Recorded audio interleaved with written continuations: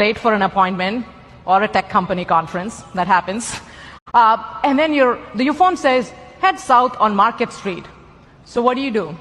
One problem, you have no idea which way is south. So you look down at the phone, you're looking at that blue dot on the map, and you're starting to walk to see if it's moving in the same direction. If it's not, you're turning around.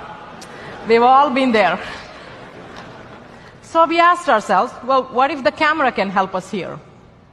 Our teams have been working really hard to combine the power of the camera, the computer vision, with Street View and maps to reimagine walking navigation.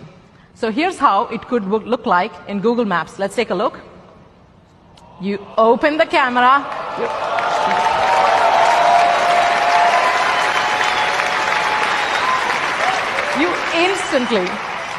You instantly know where you are.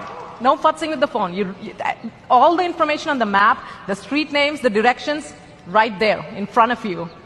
Notice that you also see the map, so that way you stay oriented. You can start to see nearby places, so you see what's around you. And just for fun, our team's been playing with an idea of adding a helpful guide like that there, so that it can show you the way. Oh, there she goes. Pretty cool.